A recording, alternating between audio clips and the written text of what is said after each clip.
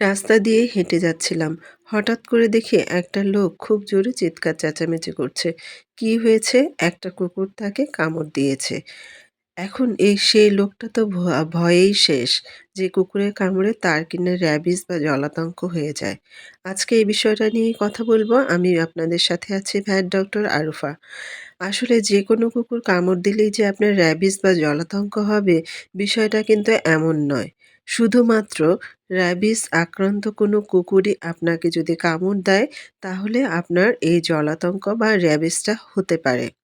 যেহেতু আপনার বোঝার কোনো উপায় নেই যে কুকুরটা আপনার জানা নেই বা বুঝতে পারেন না যে কোন কুকুরটা জলাতঙ্ক আক্রান্ত, সেজন্য আমি আজকে আপনাদেরকে বলে দিচ্ছি কী ধরনের লক্ষণ দেখলে আপনারা বুঝবেন যে কুকুরটা জলাতঙ্ক দ্বারা আক্রান্ত।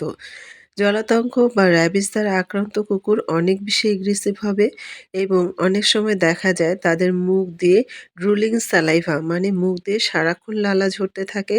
তাদের চোখ লাল হয়ে থাকে অতিরিক্ত এবং তারা এত বেশি এগ্রেসিভ থাকে যে কামড় দেওয়ার মতো একটা টেনডেন্সি সবসময় তাদের থাকে। পাশাপাশি যদি এমন হয় যে কিছু, কিছু কুকুরকে প্যারালাইসিস হতেও দেখা যায়।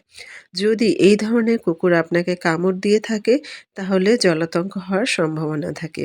কিন্তু সব কুকুর কামড় দিলেই কিন্তু জলাতঙ্ক হবে বিষয়টা এমন না। এই আতঙ্ক থেকে আপনাদের বেরিয়ে আসা দরকার। কুকুর কামড় দিলে যেটা আপনার করণীয় সেটা হচ্ছে তাৎক্ষণিকভাবে সেই জায়গাটা ১৫ মিনিট ধরে রানিং ওয়াটার দ্বারা ওয়াশ করতে হবে। দেন ক্ষারযুক্ত সাবান বা ডিটারজেন্ট দ্বারা আরও ৫ মিনিট ধরে ঘষে, ঘষে সার্কুলার মোশনে ঘষে, ঘষে সেই জায়গাটা পরিষ্কার করতে হবে।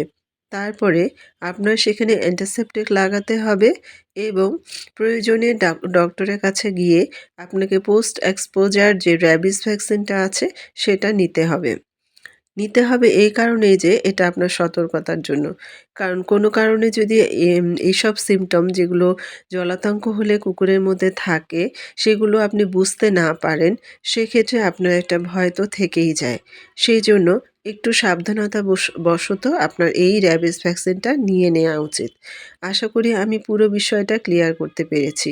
কিন্তু ডগ এই যে যেকোনো ডগ কামড় দিলে আরও একটা সমস্যা হয়, সেটা হচ্ছে ডগ বাইট ফিভার, যেটা কিনা কুকুরের কামড়ের কারণে যে ক্ষতটা হয়, সেই ক্ষতটা থেকে অনেকটা পেইন তৈরি হয়, জ্বর আসতে পারে, মাথা ব্যথা হতে পারে বা গা ব্যথা করতে পারে। সেজন্য এটার জন্য হলেও আপনার ডক্টরের শরণাপন্ন হতে হবে। তবে প্রাথমিকভাবে যেটা করতে হবে সেটা বলে দিলাম। সবাই ভালো থাকবেন। আসসালামু আলাইকুম।